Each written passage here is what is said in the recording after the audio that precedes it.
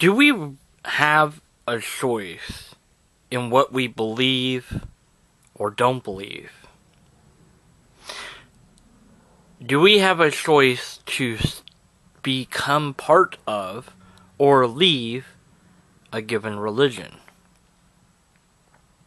These are separate issues that I would like to contemplate in this video and ask you to contemplate as well. Do you currently believe that I am a lobster? I would strongly suspect that you wouldn't believe that, given that there's nothing that would indicate that I'm a lobster. Now, what would be required to gain such a belief like that? Who knows? But if I hold up my good old lobster stuffed toy here, and I say, believe that this isn't here. Believe that it's not on my head. Can you do that? Can you stop believing that this is here? Like, can we make our mind not think that this is here anymore? Like, if we concentrate hard enough and we tell our mind, it's not there, it's not there, it's not there, there's no lobster, I refuse to see the lobster, it's not, can we do that? I don't know the answer. I am afraid to experiment on myself, to be honest. Could you break your mind trying to make yourself believe that something isn't? I don't know. Maybe there's some studies on this. I really don't have an idea what the answer is, but I don't know that I would want to, and I don't know that I'd want to mess around with it either.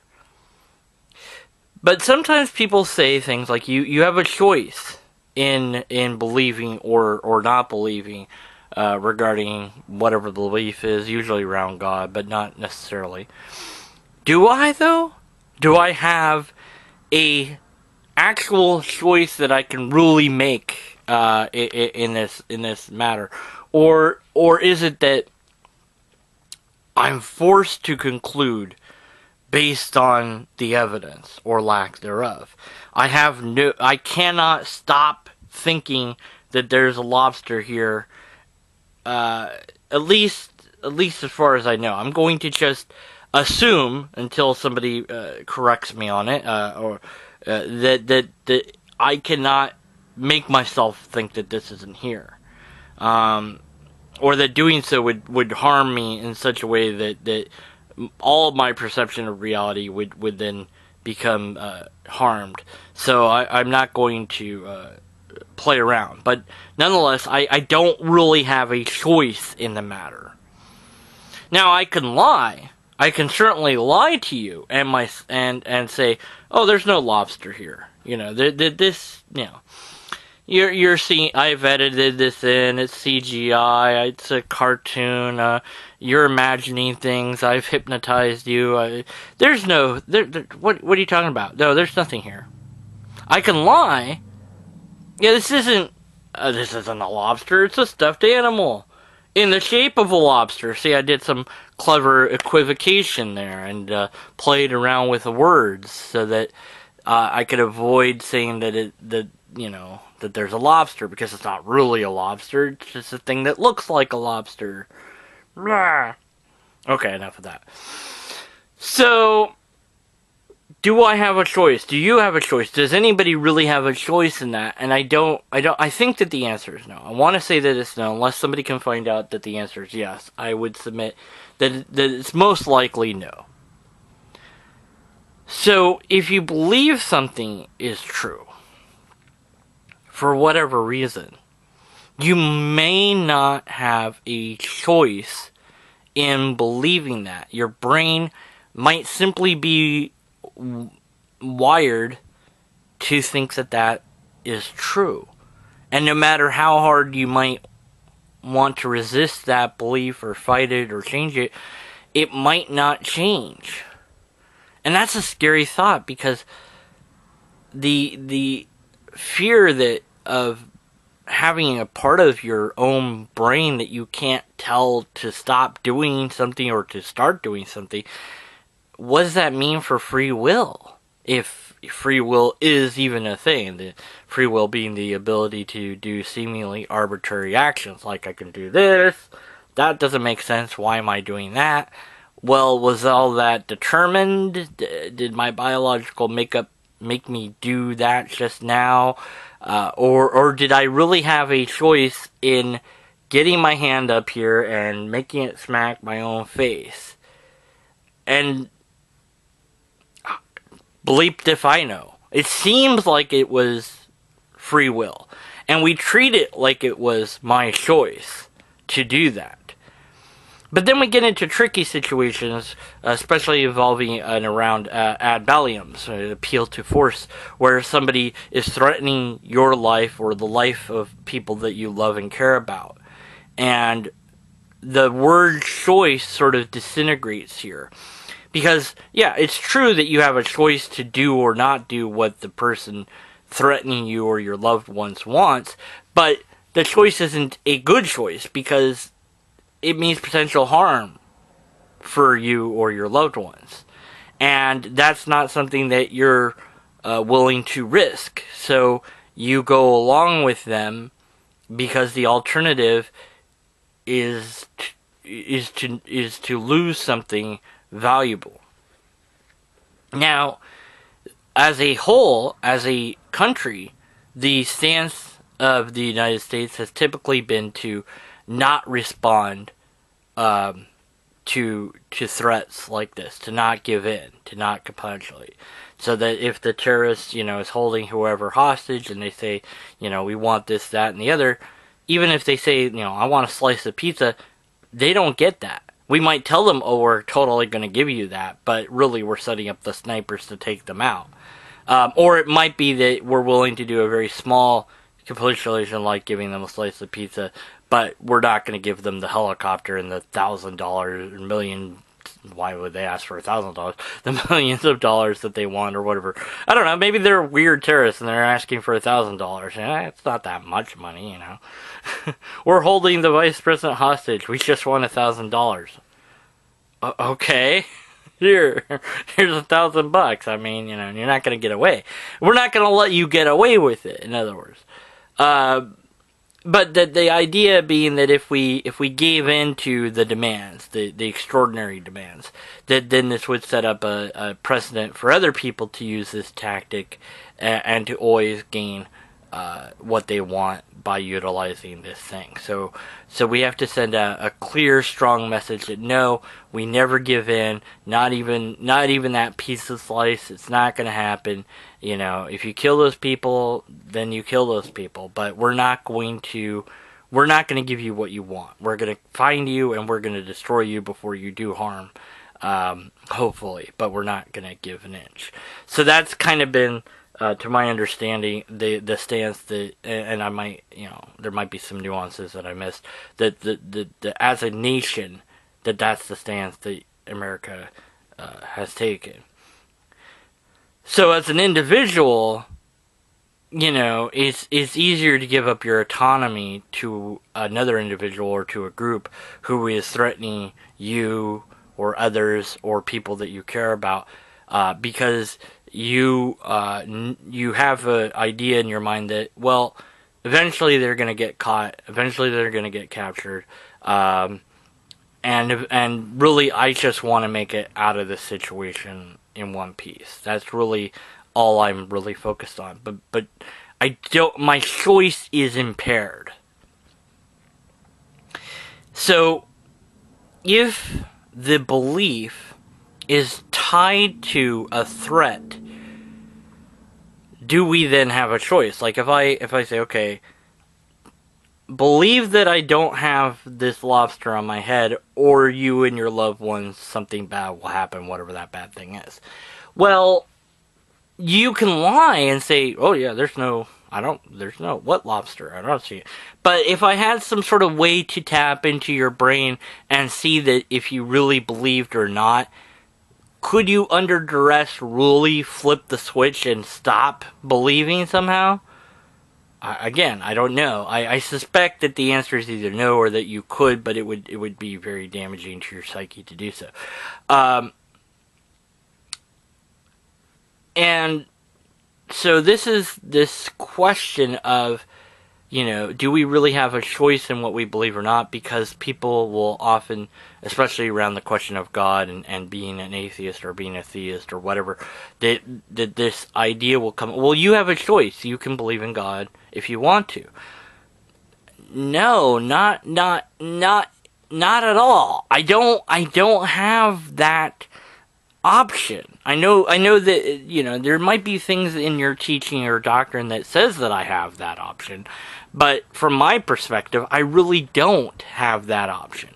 I need the sort of empirical evidence of holding up a thing and saying, here's that thing, and if I don't have that, then I need some sort of repeatable test that I could do on that thing.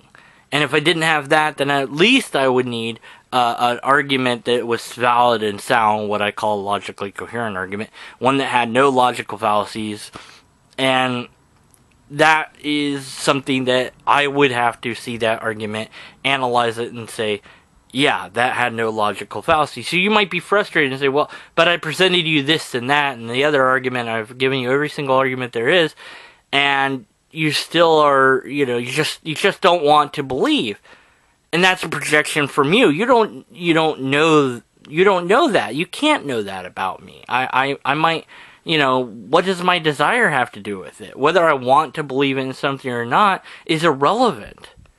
My feelings are irrelevant to the matter. If I had these things, I would be compelled to think it's true. I wouldn't have that choice.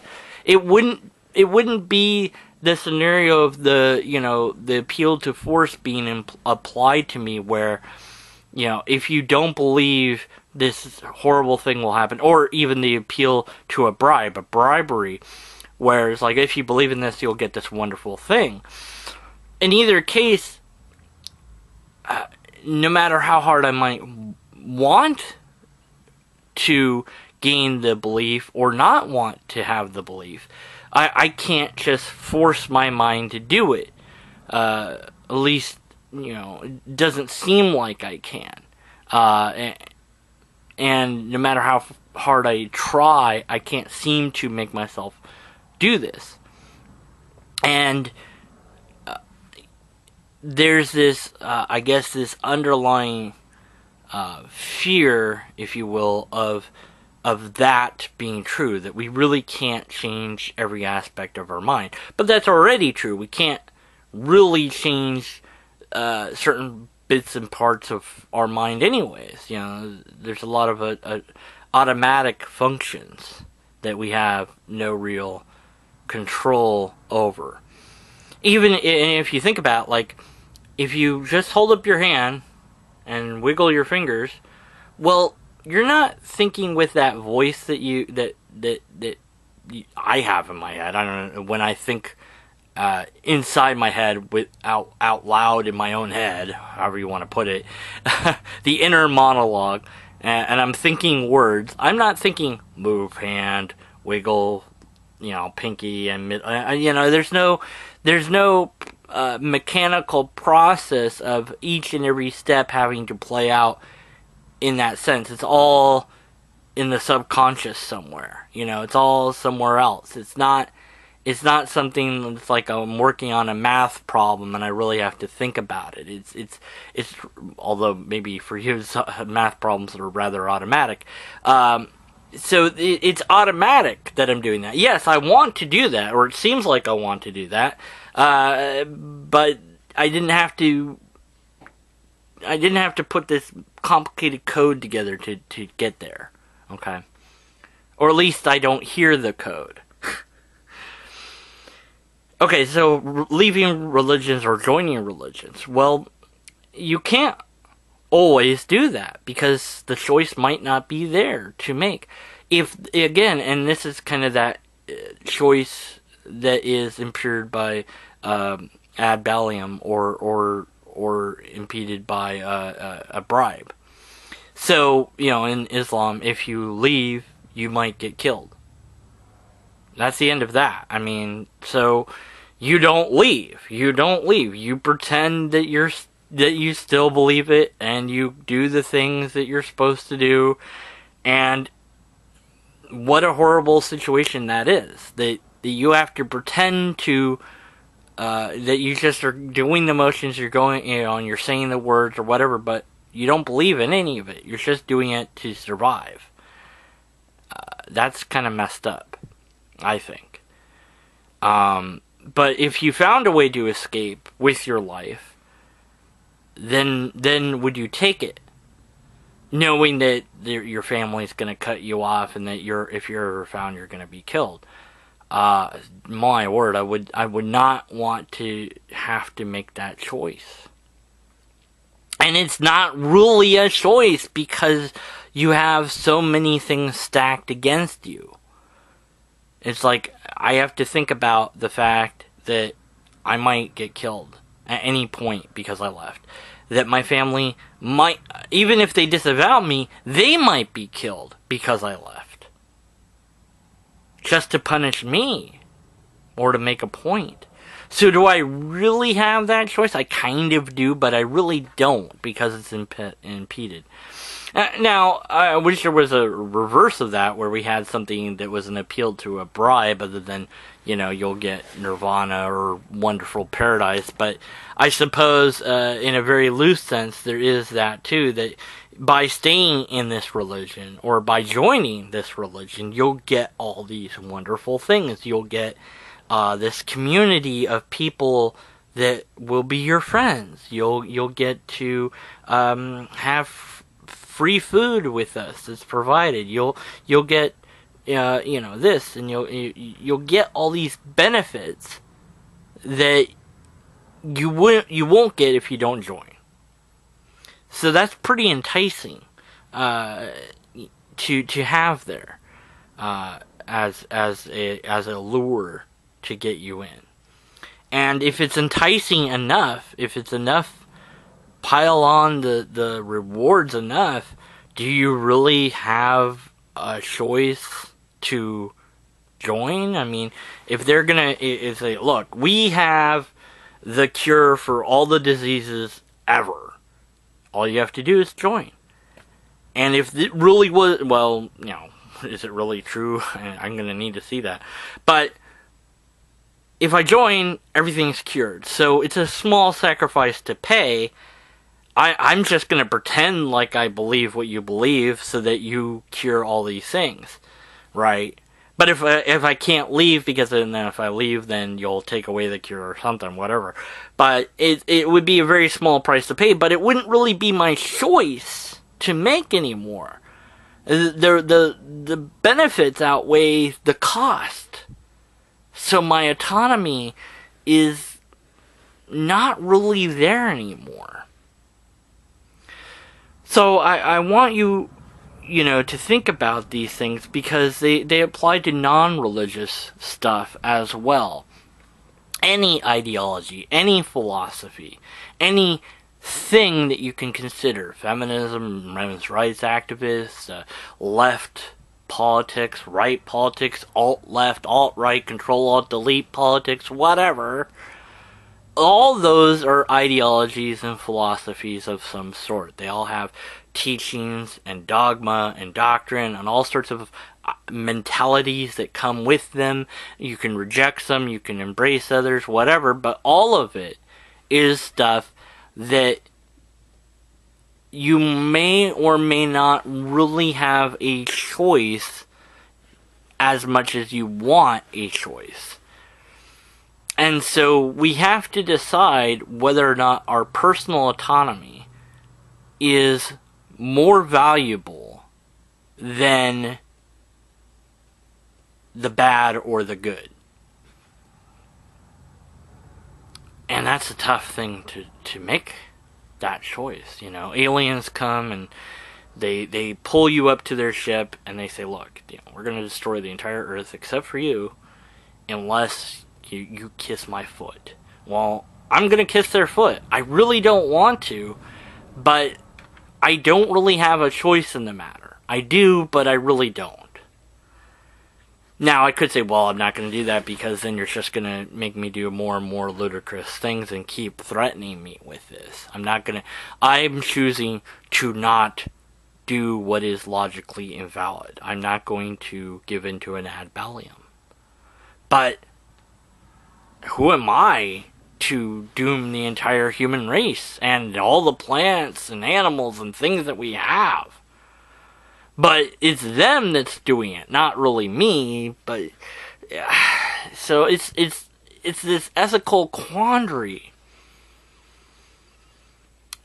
And when we question whatever it is we personally hold most dear, we're going to face this and have to ask, do I really have a choice?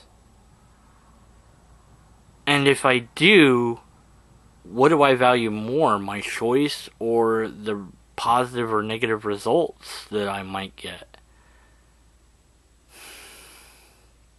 It's tough. So let me know what you think in the comments below. Thanks.